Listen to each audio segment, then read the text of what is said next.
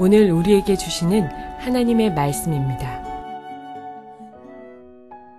이 일 후에 어떤 사람이 요셉에게 말하기를 내 아버지가 병들었다 하므로 그가 곧 두 아들 므낫세와 에브라임과 함께 이르니 어떤 사람이 야곱에게 말하되 내 아들 요셉이 내게 왔다 하매 이스라엘이 힘을 내어 침상에 앉아 요셉에게 이르되 이전에 가나안 땅 루스에서 전능하신 하나님이 내게 나타나사 복을 주시며 내게 이르시되 내가 너로 생육하고 번성하게 하여 내게서 많은 백성이 나게 하고 내가 이 땅을 내 후손에게 주어 영원한 소유가 되게 하리라 하셨느니라. 내가 애굽으로 와서 내게 이르기 전에 애굽에서 내가 낳은 두 아들 에브라임과 므낫세는 내 것이라.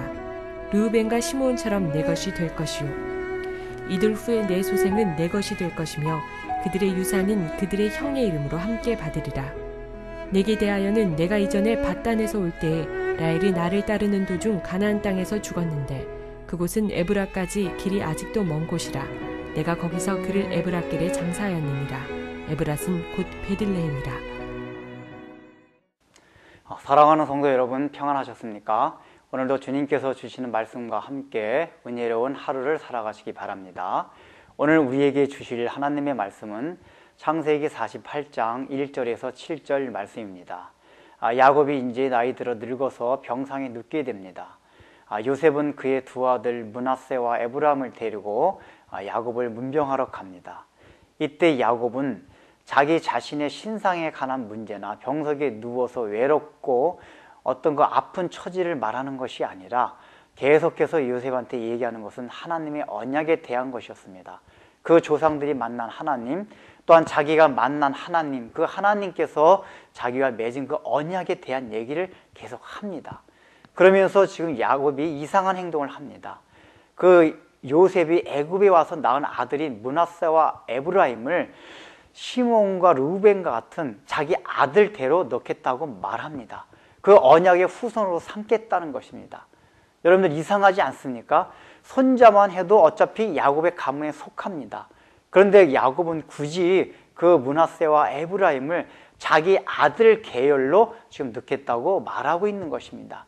이것이 왜 그렇습니까? 므낫세와 에브라임은 지금 하나님께서 야곱에게 약속하신 그 언약의 특징이 가장 잘 드러내는 바로 후손들이기 때문입니다. 지금 므낫세와 에브라임은 요셉이 애굽 땅에 와서 낳은 아들입니다. 이방의 여인을 취해가지고 낳은 아들입니다.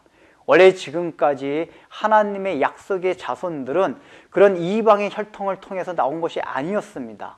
그런데 지금 하나님께서는 이방 여자를 얻어서 낳은 아들 에브라임과 므낫세를 바로 이스라엘 12지파에 끼워 넣겠다는 것입니다.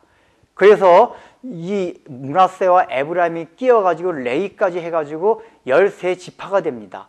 그런데 실제적으로 레위는 나중에 성막에서 봉사를 하기 때문에 분깃을 받지 아니하였기 때문에 나중에 가나안 땅에 들어가서 그 땅을 분배받는 지파는 12지파가 됩니다. 므낫세와 에브라임 2지파가 들어가기 때문에 그런 것입니다.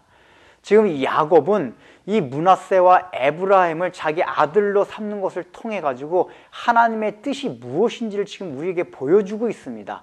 지금 이 므낫세와 에브라임은 선교의 열매입니다. 이 요셉이 왜 애굽 땅에까지 왔습니까? 그는 바로 야곱의 가족을 위해서 왔습니다. 바로 자기 그 희생을, 요셉의 희생을 통해서 야곱의 가족이 구원을 받고 모든 애국과 이방 모든 민족이 구원을 얻는 길이 열리게 되었습니다.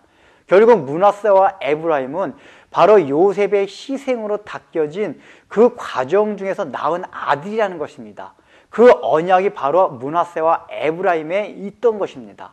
즉 야곱은 그 사람들을 자기 아들로 삼는 것을 통해서 요셉에게 이어진 장자의 축복이 하나님께서 어떻게 이루어지는 것을 우리에게 보여주고 있습니다.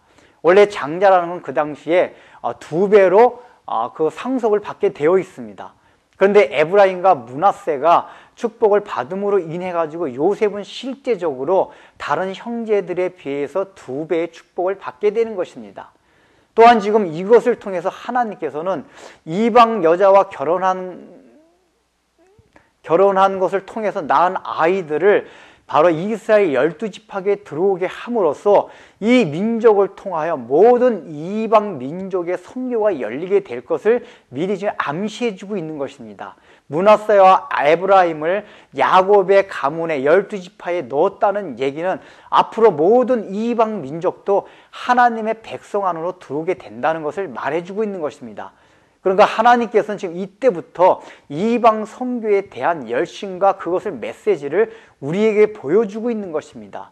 이제는 혈통이 아니라 믿음을 따라서 바로 예수 그리스도의 계보를 이어갈 자들이 진정한 장다요 하나님의 언약을 이어받는 자들이란 것을 우리에게 말해주고 있는 것입니다. 우리도 이것을 따라가지고 오늘날 우리가 그저 예수 믿는 집안에 태어났다고 해가지고 그리스도인이 되는 것이 아니라 기독교 문화적인 그런 배경 속에서 자라났다고 해가지고 저절로 그리스도인이 되는 것이 아니라 실제적으로 그 언약 가운데서 예수 그리스도의 계보, 바로 희생의 정신, 십자가의 길을 걸어가는 자가 하나님의 후손, 약속의 후손이 된다는 것을 우리 마음에 새기라는 것입니다. 기도하겠습니다. 하나님 아버지, 야곱은 요셉이 애굽에서 낳은 므낫세와 에브람을 자기 아들의 계율로 놓고자 하였습니다. 그것이 하나님의 뜻이었습니다. 요셉이 이 애굽에서 참 이방의 딸을 배우자로 맞아가지고 낳은 그 아이를 12지파에 넣겠다고 말씀하고 계십니다. 하나님께서는 이제 혈통적인 것이 아니라 모든 세계 만방을 향하여 이방 민족을 향하여 이 그리스도의 복음을 전하기를 참으로 원하고 계셨다는 것을 우리에게 보여주었습니다. 우리가 단순하게 하나님 아버지 예수 믿는 집안에 태어났다고 해서 기독교 문화권에서 자랐다고 해서 참으로 언약의 자손에 들어가는 것이 아니라 이 요셉과 같이 참으로 하나님 아버지 그리스도의 길을 그리스도의 계보로서 희생의 길을 걸어가는 자가 진정한 언약의 자손이라는 것을 우리 마음에 늘 명심하고 살아가게 하여 주옵소서. 예수님의 이름으로 기도드립니다. 아멘.